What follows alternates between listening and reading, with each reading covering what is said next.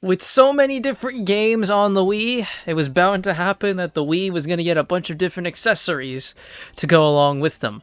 One of the big things about the Wii was it had a lot of different accessories for its video games, and that was kind of a gimmick for the Wii. Is, oh look, you can have this accessory which will do something for the game. 9 out of 10 times it really didn't do much.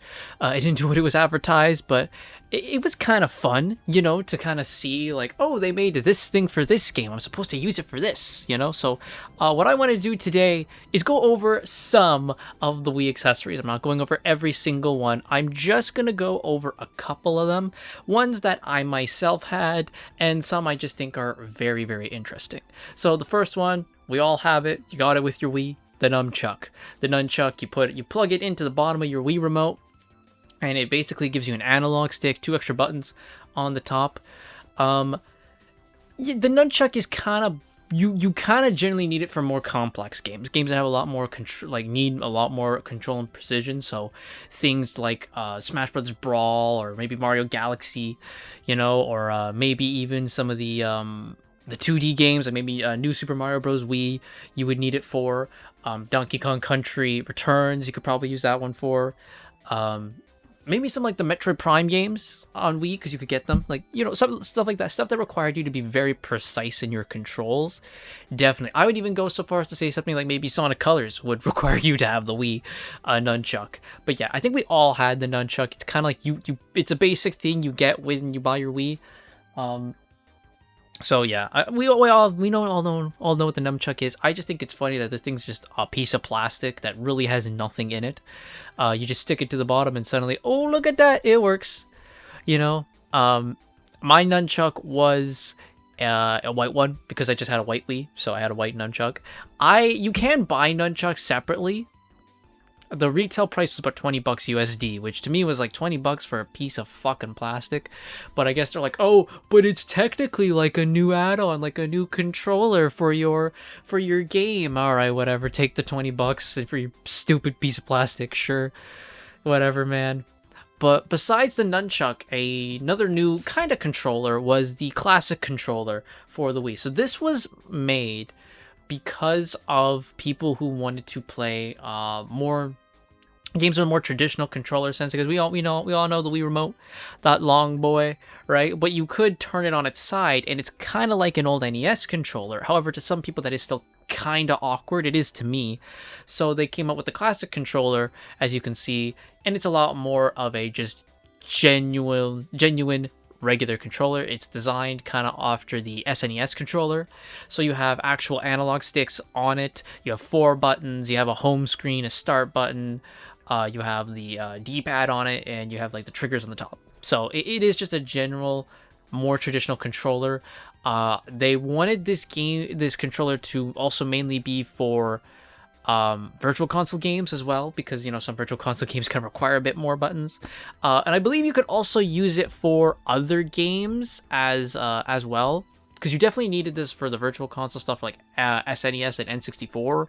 You definitely needed it for this one, and I believe there are a couple of like just first party games that were released at this time that you could also use this for.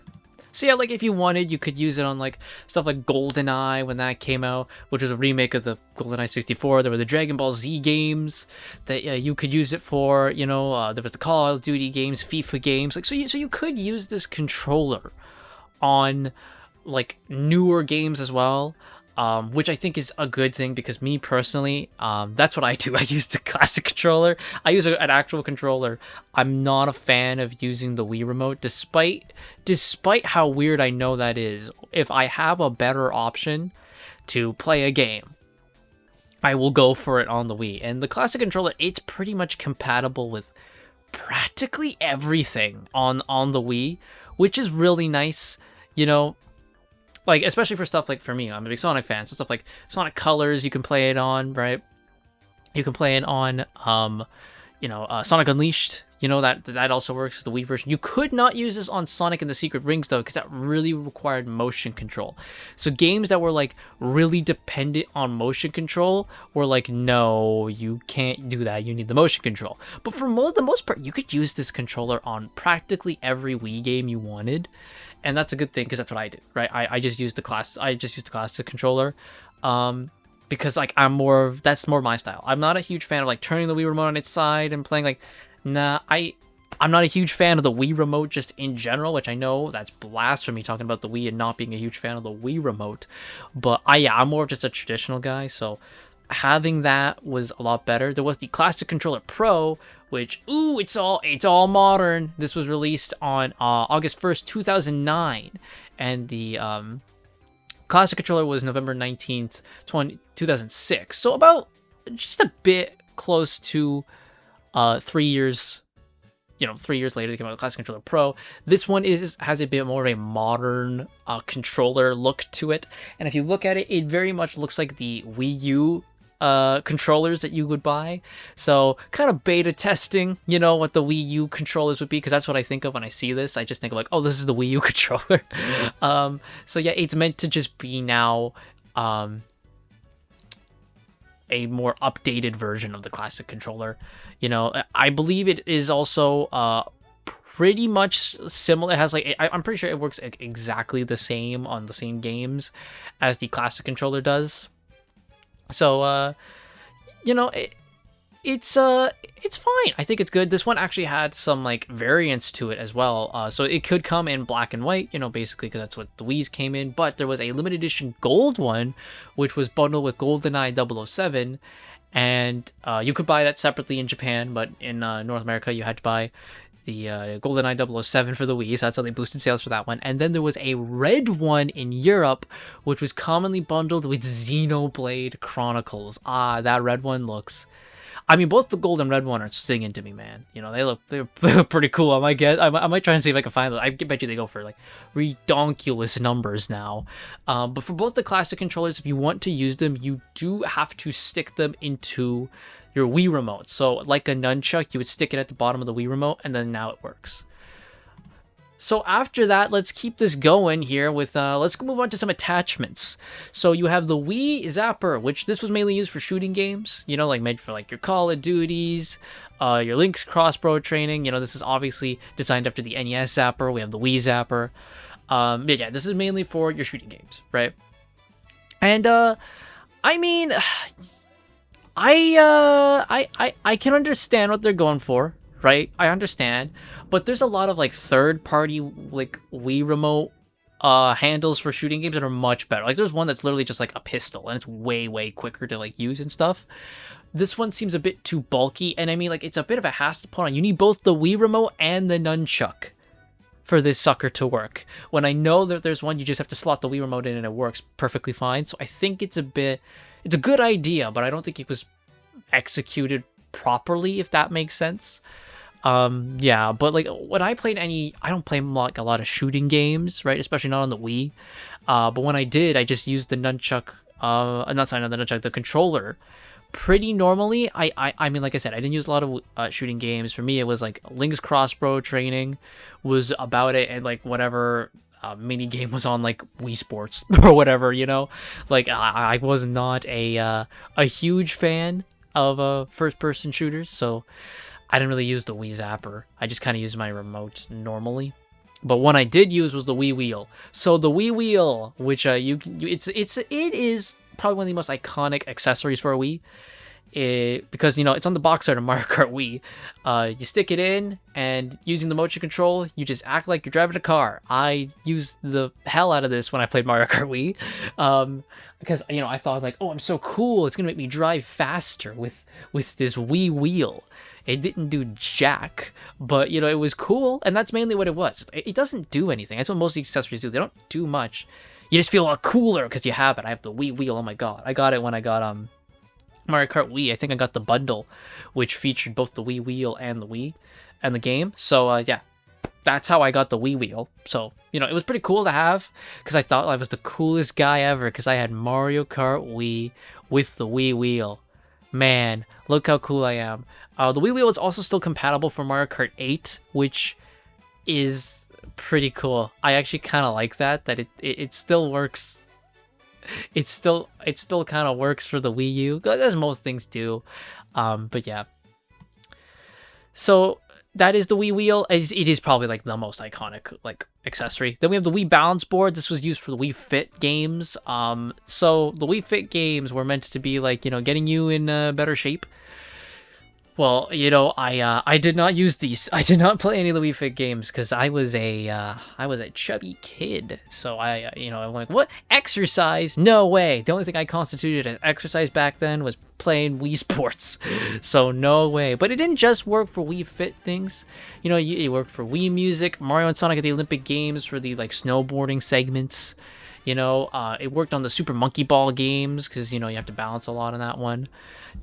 There was Wii Ski and Wii Ski Snowboard because, you know, again, it acts like a snowboard, you know.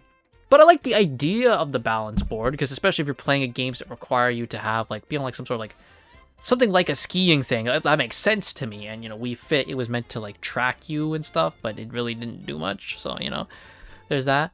Wii Speak is one I want to talk about. So this is an accessory that allows the player to talk with others without the need of a headset. The device was placed near a television and anyone in the room was able to talk. This is a nightmare waiting to fucking happen. No headphones, no headset. You just speak into this thing and that's your microphone. Do you not know the danger this is? Now, this thing didn't actually work that well, because obviously it didn't.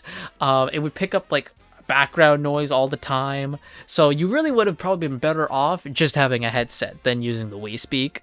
There was a Wii Speak channel that you could have with this game because everything had a fucking channel back in the Wii days. So after buying the Wii Speak accessory, you could download the Wii download ticket in the box that you got to download the channel. After the process is done, you can chat with your friends in chat rooms using the Wi-Fi. So you could just have like little chat rooms with your buddies. Nintendo was predating Discord with the Wii Speak. That's insane. Now let's get into some obscure ones here.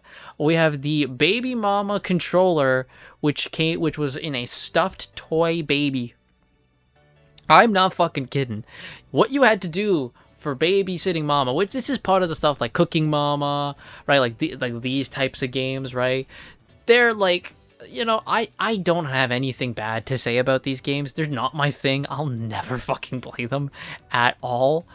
But what the hell? So you stick your Wii remote in the back of the baby, and then when you do the actions in the game to the baby, like feed it, rock it, all that stuff, it's counting it because the Wii remote's in the baby as the motion. Okay, cool, man. Sure. That's something. So I don't know if you had to use the baby. Someone let me know if you've played this game. I doubt anyone has. If you played the game, let me know if you actually had to have it in the baby, if you could just do it regularly. I imagine you could probably do it regular without having to put the baby in. But who knows? Maybe they say, no, it's not in the baby, you can't play the game. I don't know. I just think this is crazy. If you shake the baby, you do get a warning in the game where it's because you can't shake a baby in real life. It's like, oh my god, you can't do this. And if you had excessive movement of the baby controller, the game will briefly suspend the game with a warning. That's just fun, I think. But yeah, what a weird controller, man. Then we had the Wii Cyberbike. So this was released with the Cyberbike cycling sports game, and it literally is a bike. Like, it's a fucking bike. I'm not joking.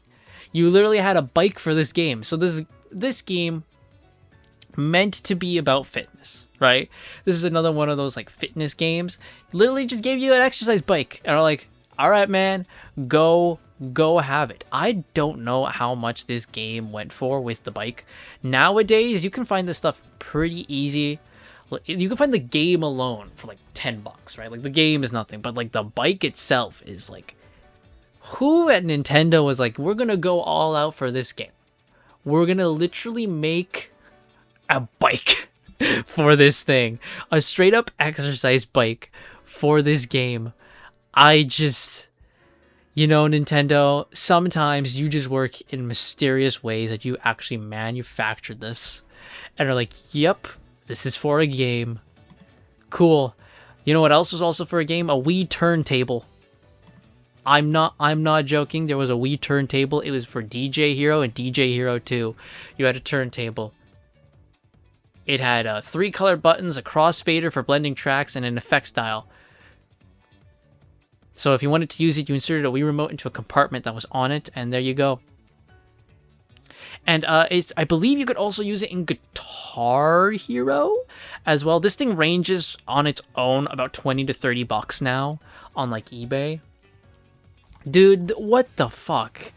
We're rocking so hard here on the Wii that we're just having a random turntable. Some guy bought this and pretended like it was a real turntable to impress people. You know that's exactly what would happen. Some guy probably bought DJ Hero bundle, right? And you just set this turntable somewhere else. And it's like, look how cool I am, guys. I got a turntable. And his friends had no clue it wasn't the real deal. Despite the fact it has buttons on the fucking thing. So you can tell it's a controller. They probably didn't pay attention to that. Just absolute insanity. But there we go. I just thought this would be fun to just talk about some of the weird and wacky accessory controller options that were there during the Wii time. I might do another one for like the Wii U. I think that's fun because the Wii U had a couple as well. And I grew up also on my Wii U, so that could be fun to do something for the Wii U as well. But yeah, I just thought this was fun. Wacky video to talk about. Let me know what your favorite accessory was for the Wii when you played it in the comments down below. And I'll see you guys on next time. Take care.